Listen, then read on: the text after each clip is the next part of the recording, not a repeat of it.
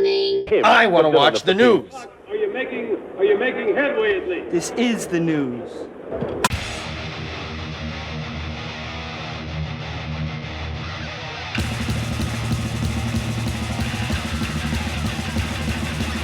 Smack-a-ma-gob, it's time for the only news that matters.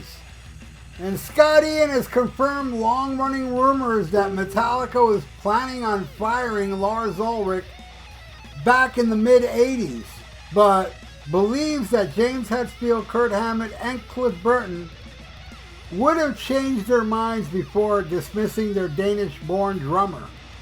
The story of Metallica's alleged dissatisfaction with Ulrich gained credence back in 2009 when former Metallica guitarist and current Megadeth frontman Dave Mustaine revealed to Rolling Stone magazine that he was told by Scott Ian that on the last Metallica tour Cliff Burton was on before the bassist died. Metallica was planning on kicking out Ulrich at the trek's end. That's what Scott told me. He said that when Metallica got home, that James, Cliff, and Kirk were going to fire Lars Ulrich. Alright, well, you know, Scott Ian was asked about it, and he said a lot of people have been asking me about this, and that story's actually been around for a long time. I'm not outing this. That would never have been my intention. My book was not like an expose. It's not that kind of book. But yeah, the story was that they had made a plan that they were going to make a change and get a new drummer. Well, we were all kind of blown away by that because it was the four of them. It was just like, wow, really? And they were like, yeah, when we finish this tour, we're going to fire and find a new drummer. What could I do? Just as the guy who was friends with all of them, you feel like, man, that's a bummer for Lars. That sucks. And at the same time, you hope that your friends will continue on and do what they want to do with themselves. Obviously, history turned out differently for Metallica, and they went on to become one of the biggest bands on the planet. So I'm just glad it all worked out for my friends. It was a horrible tragedy that Cliff was killed in that bus accident. You know, all I could say about the whole thing was we were a bunch of kids, man. We were a bunch of kids that met very early in our careers, and a couple of years later we were out together in Europe, and we were all in our early 20s and just really celebrating life and the fact that things were actually happening for our bands. And then there's this bus accident, and it really put things in a proper place after that. The priorities quickly fell into place. It was just a thing I can't really wrap my head around it.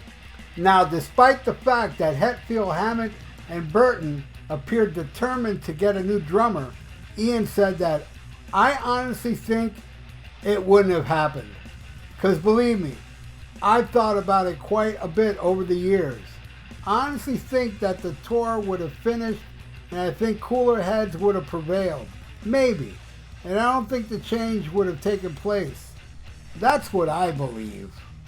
Speaking to Classic Rock magazine back in 2009, Mustaine was asked if he regretted breaking the story about Metallica's alleged proposal sacking Lars Ulrich. He said, no, it was something Scott told me.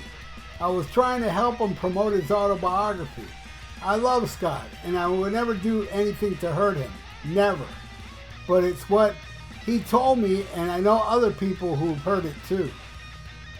With all the things that are out there on the net, I know that Scott's having a bad time.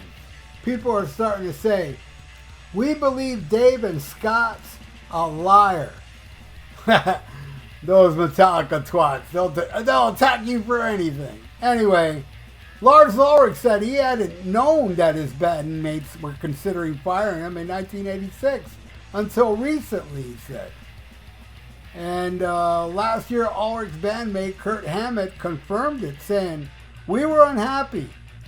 We might have grumbled, something to somebody, Now Ulrich tells Metal Forces, it's certainly not something that I was ever aware of.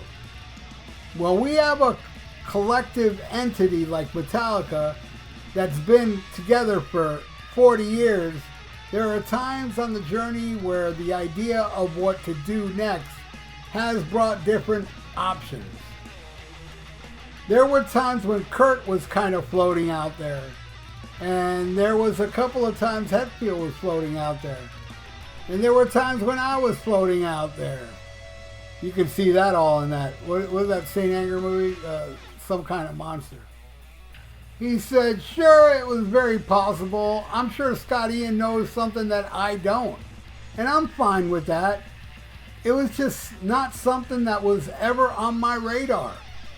But he adds that he hasn't spoken to Hammett about his comments. He said, I really don't read interviews.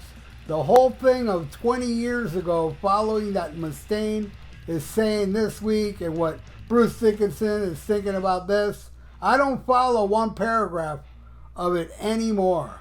Obviously, it's hard to exist in 2016 without some of this stuff showing up on your radar.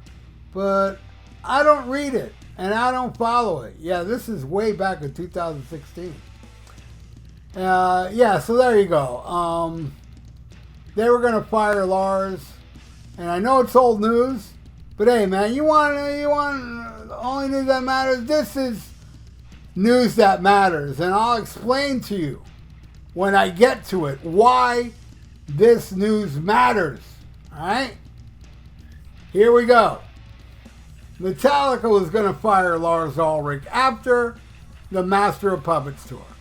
And I even saw a meme, and I don't know where it's from, but it shows Cliff Burton, and it has Cliff quoted in saying, we're going to fire Lars when we get back to L.A. I mean, to California, to Oakland, or San Francisco. They were going to fire him when they got back. You know, I don't know where that came from, but obviously, it seems to be true. All right, now, which would have been weird at that time because the Metallica diehards like myself, because, you know, we were all into Metallica during Kill 'Em All, and then Ride the Lightning blew our mind. Then Master of Puppets blew my mind. And, you know, the whole time, I'm like, dude, the coolest dude in the band is hands down Lars Ulrich. He's the mouth of the band. He's the guy that loves all the killer bands. He was the president of the Motorhead fan club. You know, he brought in all those Diamond Head covers and, you know, Budgie. I mean, the guy was on top of it when it came to metal in the early 80s, right? So, if he would have died in that bus crash, the band sure would have been depressed, would have been sad. But of course, they would have also been like, well, we didn't have to fire him. Let's get ourselves another drummer. And then Metallica would have went on and the tables would have turned. Because by now, there'll be t-shirts that'll have Cliff and Lars on the shirt. And it'll say under it, it should have been Cliff. Because now they have shirts that say it should have been Lars. And the reason I say that, because Cliff had the most broad musical taste, all right? He had, in his collection, his dad's holding up a bunch of Gary Moore, and he loved R.E.M. He loved, Misfits, Blue Oyster Cult, Leonard Skinner, Black Sabbath, but he had a wide variety of musical tastes, unlike the rest of the guys that were really into metal and, some GBH punks and stuff like that. Cliff was the one that had the broader musical taste, and Cliff, if he stayed in Metallica, he would have wanted to go a whole different direction. And why I'm saying that is because I've seen I've heard more than one Cliff interview where Cliff, out of the four of them, was the most annoyed with people that just want songs 100 miles an hour. I've heard him more than one time, complain about that. We do what we want, whatever, He's like, where the rest of the guys weren't saying shit like that, you know? What I said right there, that is why this is the only news that matters, all right? Because it's a fact, you know? If Lars would have died back then, everybody, you know, would be goofing on James, Cliff, and Kurt saying, you know, it's Lars, man. If Lars would have stayed in the band, they would have been awesome. That's what people are saying about Cliff now, you know? It's the same thing about Motley Crue, too. Can you imagine if Vince Neil would have died in that car crash with Razzle, and Motley Crue got another singer, and then released Theater of Pain, Girls, Girls, Girls? Come on. Everybody would be saying, Vince Neil, man. Once Vince Neil died, Motley Crue is over. You didn't need to die for it to be over. You know what I'm saying? They would have got another drummer that would have probably been technically better. But, man, Lars Ulrich, all right? What he did on those first 3 Metallica albums were so inventive. And I've heard people like Mike Portnoy and Dave Lombardo praise Lars for his choice of hitting the drums during songs, you know? He was very inventive, very innovative, but he wasn't technically Dave Lombardo, you know? So when people see that he's not up to the greats like Dave Lombardo and Neil Peart and what have you, they goof on him that he's bad. I honestly don't think he is. I think if Metallica would have went on with a technically better drummer, I don't think it would have improved it. I don't think so. I think Lars was the perfect drummer for Metallica. You know? That's what I think. What do you all think, man? Leave it in the comments below. Lars sucks! Or Lars rules, or whatever, man. Just let it out, man, in the comments below. That would be awesome if you did that. You know, leave your comments, you know, what do you think about, you know, them firing Lars? Would it have been great if they got a really killer drummer that didn't have the same, you know, inventive style as Lars Ulrich? Let me know in the comments below. And thank you so much for watching The Only News That Matters. And please subscribe to my channel if you haven't. And ring that little notification bell. I would totally appreciate that. I'd also appreciate it if you would like the video, because that is awesome for the YouTube algorithms. So, stay frosty, listen to Black Sabbath, and smack 'em a gob. Farewell and adieu to you fair Spanish ladies.